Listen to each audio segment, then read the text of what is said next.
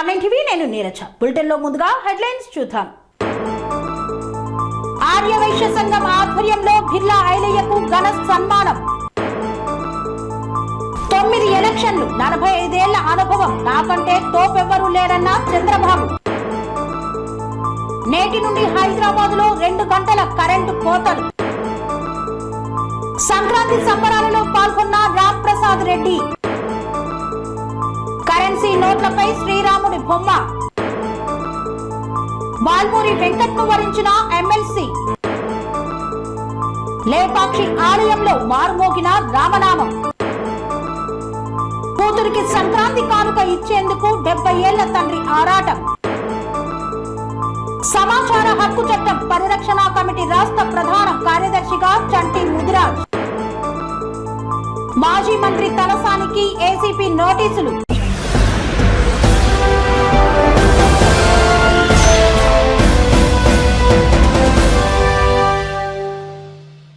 ఆర్యవైశ్య సంఘం ఆధ్వర్యంలో అభినందన ఆత్మీయ సన్మాన సభను నిర్వహించారు. యాదాద్రి భువనగిరి జిల్లా యాదగిరిగుట్ట పట్టణంలో ఆర్యవైశ్య సంఘం ఆధ్వర్యంలో అభినందన ఆత్మీయ సన్మాన సభ నిర్వహించారు. ఈ కార్యక్రమానికి ప్రభుత్వ విప్ ఆలేరు ఎమ్మెల్యే బిర్లా ఐలయ్య ముఖ్య అతిథిగా హాజరయ్యారు. ఈ సందర్భంగా ముందుగా వాసవి కన్యకా పరమేశ్వరి అమ్మవారి చిత్రపటం వద్ద జ్యోతి ప్రజ్వలన చేశారు. అనంతరం శివాలయం అర్చకుడిచే ప్రత్యేక ఆశీర్వచనం ఆర్యవైశ్య సంఘం సభ్యులు అందజేశారు. అనంతరం ఆర్యవైశ్య సంఘం ఆధ్వర్యంలో ఘనంగా బిర్లా ఐలయ్యను సన్మానించారు. ఈ కార్యక్రమంలో యాదాద్రి భువనగిరి జిల్లా కాంగ్రెస్ పార్టీ అధ్యక్షుడు అన్నెం సంజీవరెడ్డి, తెలంగాణ రాష్ట్ర కాంగ్రెస్ పార్టీ అధికార ప్రతినిధి కల్వ సుజాత, ఎంపీపీ చీరా శ్రీశైలం తదితరులు పాల్గొన్నారు. నా గెలుపులో కీలక పాత్ర వహించినటువంటి నా ఆర్యవైశ్య కుటుంబ సభ్యులకు ప్రత్యేకంగా ధన్యవాదాలు. ఈ గెలుపు నాది కాదు, మీ అందరినీ. నేను పోటీ చేస్తున్న చెప్పగానే మా సొంత బిడ్డ పోటీ చేస్తుందని చెప్పి సుమారు 15 నుంచి 20 రోజులు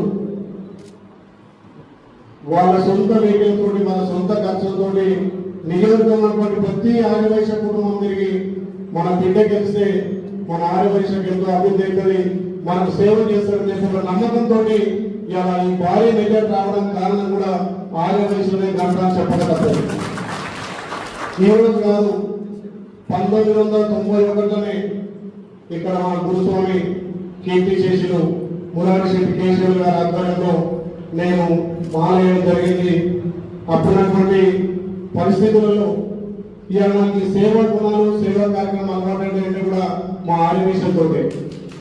ఎందుకంటే ఆర్యవైశ్యం అంటే సేవా కార్యక్రమాలు, ప్రేమ, ఆప్యాయత, శాంతి ఉన్నాయి కాబట్టి వాళ్ళతోటే. అదేవిధంగా ఇంకా చాలా మంది పుల్లిల చంద్రయ్య కానీ,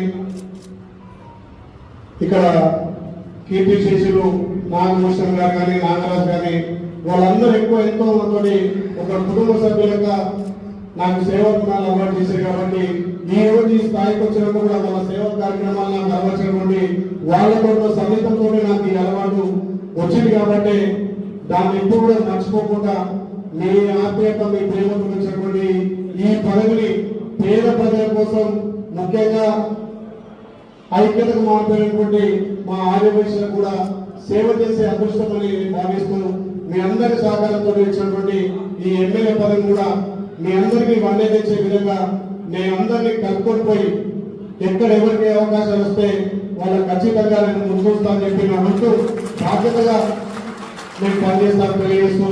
చాలా మంది ఆర్యవైశ్యులు అంటే భయపడతారు, ఆర్యవైశ్యులు అంటే వెనకపోతారు, కానీ తప్పు. ఈ దేశానికి స్వతంత్రం రావడంలో అహింసా మార్గం ఎన్నుకుని దేశానికి స్వతంత్రం చేసినటువంటి మహానుభావుడు మన ఆర్యవైశ్యులు ఉన్నటువంటి గ్రామీణులు. ఎక్కడ పోలే, అహింసతోటే సాధించవచ్చు అన్నాడు. అలాంటి మేము మహానుభావుడు ఉన్నటువంటి ఆర్యవైశ్య కుటుంబం. ఆ రోజు ఇలా ఆంధ్రప్రదేశ్ ఏర్పడటంలో ఎన్నో త్యాగాలు చేసి ఆమోదం చేసినటువంటి పొట్టి శ్రీరాములు గారు ఉన్నటువంటి జాతిలో మనం ఉంటాం. అదే కాకుండా ఇలా కుటుంబం మంచిగా ఉండాలంటే ఇంటి పెద్ద మనిషి బాగుండాలి, ఒక క్రమశిక్షణ ఉండాలి, ఒక పొదుపు ఉండాలి, దుబారా ఉండద్దు. మనమే కాదు అందరం బాగుండాలని చెప్పి ఈ ఉమ్మడి రాష్ట్రాన్ని గాడిలో పెట్టి ఆర్థికంగా ఎంతో పురోగతించినటువంటి ఒక కొంచెం రోషే పుట్టినటువంటి కులంలో మనం ఉన్నాం. ఇలా మనది ఎక్కడ కూడా ఎంతపోయిన కులం కాదు. ఇలా ఉమ్మడి రాష్ట్రానికే ముఖ్యమంత్రిగా ఉన్నటువంటి రోషే గారు కూడా మన స్ఫూర్తి తీసుకోవాలి. ఆలోనే ఇలా కోటలు ఉన్నాయి, ప్రతి ఆయుర్వేదం ఊళ్ళో కూడా ఉంటాయి. వాళ్ళ అట్లాంటి వయసులో ఉన్నటువంటి నరేంద్ర గుప్తుడు చెప్పేసి ఏంటంటే మన ఐక్యత, మన సేవా గుణం, అన్నిటికి మించి మనం ఒకరు ఎదుగుదల కోరుకుంటాం. మనం బాగుండాలి, అందరూ బాగుండాలని మన ఆదివేశ కుటుంబం. కాబట్టి అలాంటి వాళ్ళు దేంట్లో ఎంత పోతూ రేపు వచ్చే రాజకీయాల్లో అన్నింటిలో కూడా మీకు సంస్థ స్థానం, కార్పొరేషన్ ఏర్పాట్లో కూడా నా వంతు బాధ్యత ఖచ్చితంగా ఉంటుంది. ఇప్పుడు అసెంబ్లీ ఎలక్షన్ లో మీ పక్షాన ఖచ్చితంగా కార్పొరేషన్ ఏర్పాటు చేయమని చెప్పి గౌరవ ముఖ్యమంత్రి రేవంత్ రెడ్డి గారిని మీ పక్షాన ఖచ్చితంగా నా బలం వినిపిస్తానని చెప్పి తెలియజేస్తూ, రేపు ఆంధ్రప్రదేశ్లో జరిగే స్థానిక సంస్థల్లో కానీ ఏ ఎలక్షన్ అయినా మీకు ఖచ్చితంగా ఎక్కడ ఆదివేశంతో నా బిజినెస్ కూడా వ్యాపారం కూడా ఎక్కువ నేను ఆదివేశంతో చేస్తున్నాను. మాకు పెద్దలు చెప్పేది, నువ్వు ఎవరితో పెట్టుబడి పెట్టినా కోట్లతో పెట్టుబడి ఒకరికి 10 బిడ్డ చెప్పేది. నిజంగా చెప్తున్నా, నేను ఆ రకంగా ఆదివేశంతో నేను ఇలా వ్యాపారం కూడా చేస్తాను. కాబట్టి ఈ స్థాయికి రాగలిగిన, అదేవిధంగా నా గురువు కూడా విద్యలేని వాళ్ళు కూడా మా ఆదివేశలే, మా మల్లేశ్వరం వారికైనా అంటే చిన్నప్పటి నుంచి కూడా ఎవరి శోభ చేస్తే ఎట్లా వస్తుంది, ఎవరితో ఉంటే ఎవరితో ఉంటామని తెలుసు. కాబట్టి ఎక్కువ ఈసారి నా గెలుపులో కూడా ఆదివేశం పాత్ర ఎక్కువ ఉంది. నాకు ఫండ్ డొనేట్ చేసిన కూడా ఆదివేశలే. ఈ అందరితో ఎప్పుడు ఇక్కడ చాలా మంది ఫండ్ కూడా డొనేట్ చేసారు, దాంట్లో కూడా ఆదివేశలే. కాబట్టి మీ అందరి రుణం తీర్చుకోవడం కోసం, మీకు ఇళ్ళ సేవ చేయడం కోసం నేను ముందుంటా. కాబట్టి మొదటి వరుసలో మా అక్క అయితే 10 ఏళ్ళు అధికారం లేకున్నా టీఆర్ఎస్ చీచి చెందని ధైర్యంగా మాట్లాడింది. మరి అలాంటి అక్కడ కూడా ప్రభుత్వంలో అవకాశం ఖచ్చితంగా వస్తుంది, రావాల్సిందిగా కోరుకుంటూ నా వంతు పాత్ర కూడా ఖచ్చితంగా చేస్తా. ముఖ్యంగా ఈ ప్రాంతంలో ఆదివాసులకు అన్ని విధాల అండదండలు, వ్యాపారంలో కానీ రాజకీయాల్లో నా మద్దతు, నా సపోర్టు, మీకు సేవ చేసే అదృష్టం కల్పించింది. కాబట్టి ఖచ్చితంగా కల్పిస్తూ ఇక్కడ ఈ 5 లక్షల స్వామి సన్నిధిలో ఎవరు కూడా సత్రం లేకుండే. మొదటి సత్రం మన ఆదివాసీ అనుభవ సత్రం. చంద్రబాబుకు 45 ఏళ్ల అనుభవం, 9 ఎలక్షన్లను చూసిన నేత. నాకన్నా గొప్ప నేత ఎవరున్నారని చంద్రబాబు చేసిన వ్యాఖ్యలు వైరల్ అవుతున్నాయి. చంద్రబాబుకు 45 సంవత్సరాల రాజకీయ అనుభవం. నిజానికి ఒకప్పుడు రాష్ట్రపతులను, ప్రధానులను డిసైడ్ చేసిన పెద్ద మనిషి. కానీ పొత్తు లేకుండా ఒంటరిగా వెళ్లి గెలిచిన చరిత్ర మాత్రం చంద్రబాబుకు లేదు. ఆయన మాటలే బూమరింగ్ అయిపోయి చాలాసార్లు ఇరుకున పడ్డారు కూడా. ఇప్పుడు కూడా నాకంటే తోపు ఎవడూ లేడిక్కడ అంటూ బాబు సొంత డబ్బా కొట్టేస్తున్నాడు. చంద్రబాబు మళ్ళీ తన గొప్పలు చెప్పుకున్నారు. తనకు మించిన వారు లేరంటూ గొప్పలకు పోయాడు. ఈ గొప్పలకు పోయే తిప్పలు పడుతున్నారు చంద్రబాబు. ఉమ్మడి ఆంధ్రప్రదేశ్ నుండి ఇప్పటిదాకా 9 ఎలక్షన్స్ చూసిన నేత ఎవరు ఈ తెలుగు రాష్ట్రాల్లో లేడని, 45 ఏళ్ల తన రాజకీయ జీవితం ముందు ఎవరూ పనికిరారంటూ చంద్రబాబు తెలిపారు. 9 ఎలక్షన్స్, 45 ఏళ్ల రాజకీయం, తెలుగు జాతిలో నా తర్వాతే ఎవరైనా, ఇన్నేళ్లు ఎవరయ్యా సమైక్య ఆంధ్రాలో ముఖ్యమంత్రి అంటూ ఏకవచనంతో బాబు మాట్లాడారు. ఆంధ్రప్రదేశ్ లో ఇన్ని సంవత్సరాలుగా గౌరవించే రాజకీయ నాయకుడు ఉన్నాడా, లేడు అంటూ తన గొప్పతనాన్ని తానే బాబు మీడియా ముందు చెప్పుకొచ్చాడు. హైదరాబాద్ లో నేటి నుండి విద్యుత్ కోతలకు దక్షిణ మండల విద్యుత్ పంపిణీ సంస్థ సిద్ధమవుతోంది. హైదరాబాద్ లో విద్యుత్ కోతలకు దక్షిణ మండల విద్యుత్ పంపిణీ సంస్థ సిద్ధమవుతోంది. సంక్రాంతి తర్వాత విద్యుత్ కోతలు ఉండే అవకాశం ఉందని ఆ సంస్థ ఎండీ ముషారఫ్ అలీ షారూక్ ముందే తెలిపారు. వార్షిక నిర్వహణ పనుల్లో భాగంగానే ఈ కోతలని ఆయన స్పష్టం చేశారు. ప్రజలకు కలిగే అసౌకర్యానికి చింతిస్తున్నామని, జీహెచ్ఎంసీ పరిధిలోని పలు ప్రాంతాల్లో పవర్ కట్స్ ఉంటాయని పేర్కొన్నారు. అధికారుల వివరాల ప్రకారం ఇవాల్టి నుండే హైదరాబాదులో 2 గంటలు కరెంటు కోతలు ప్రారంభం కానున్నాయి.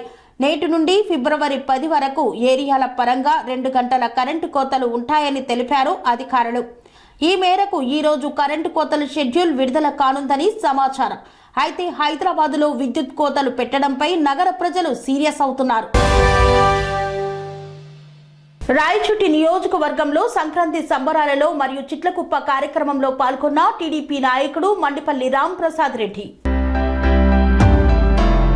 రాయచోటి నియోజకవర్గం పాత రాయచోటి గ్రామంలో చిట్లకుప్ప కార్యక్రమంలో పాల్గొన్న టీడీపీ నాయకుడు మండిపల్లి రాంప్రసాద్ రెడ్డి. మున్సిపాలిటీ పరిధిలోని పాత రాయచోటిలో పదిలం శివ యాదవ్ ఏర్పాటు చేసిన సంక్రాంతి సంబరాలలో కనుమ పండుగ సందర్భంగా ఏర్పాటు చేసిన ఎద్దులు బండలాగుట కార్యక్రమంలో ముఖ్య అతిథిగా పాల్గొనేందుకు వెళ్లిన రాయచోటి టీడీపీ నియోజకవర్గ నాయకుడు మండిపల్లి రాంప్రసాద్ రెడ్డి బాణసంచాలతో గజమాలలు పూలు చల్లుతూ ఘన స్వాగతం పలికిన స్థానిక ప్రజలు మరియు అభిమానులు. అనంతరం చిట్లకుప్ప దగ్గరకు వెళ్లిన రాంప్రసాద్ రెడ్డి భారీగా చెలరేగిన మంటలు.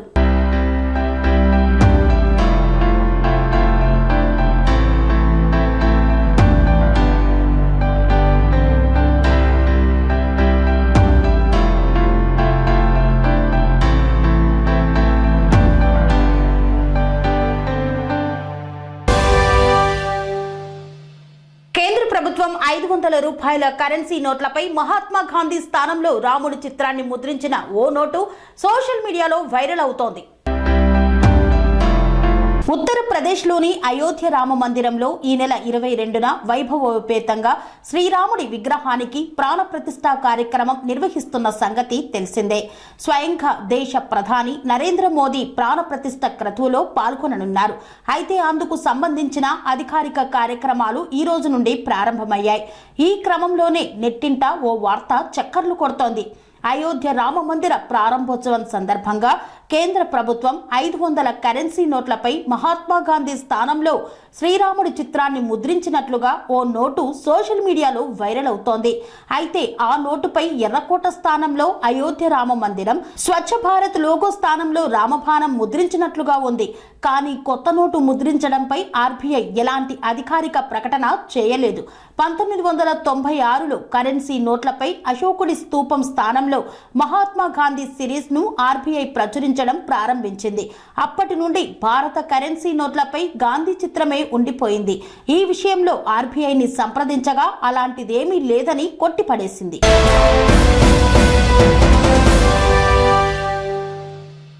వార్తలో చిన్న విరామం.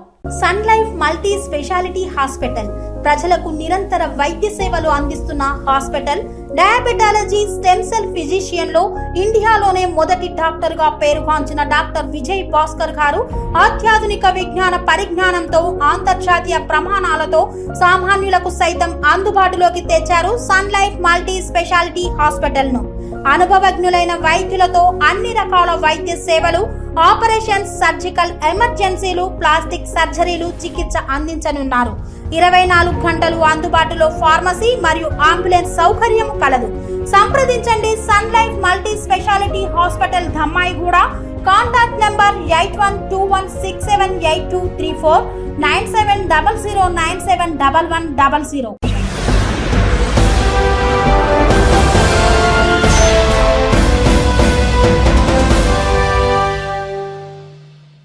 తిరిగి వార్తలకు స్వాగతం.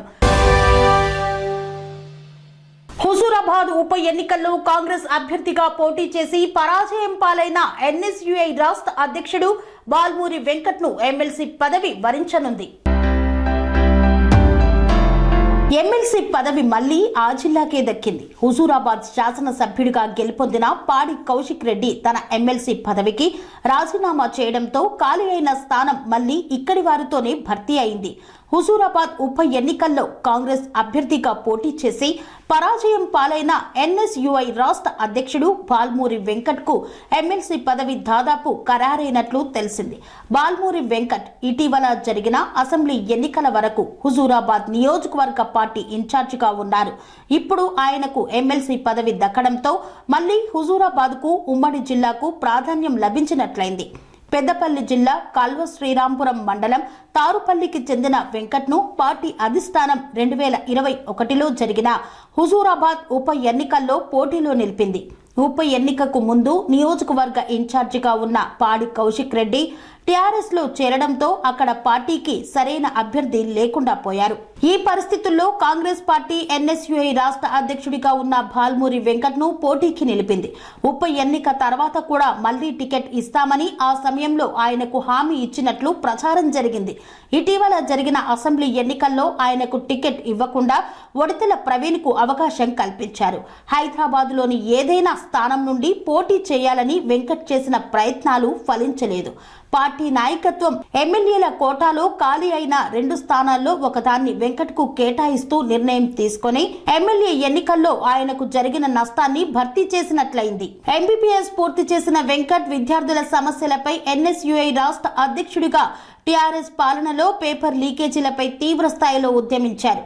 హుజూరాబాద్ నియోజకవర్గ ఇన్ఛార్జిగా ఉన్న సమయంలో ఆయన రాహుల్ గాంధీ చేపట్టిన జోడో యాత్రలో పాల్గొన్నారు. పార్టీ అధిష్టానం పిలుపు మేరకు టీఆర్ఎస్ ప్రభుత్వంపై వ్యతిరేక కార్యక్రమాలను చేపడుతూ పార్టీని సంస్థాగతంగా బలోపేతం చేసేందుకు కృషి చేశారు.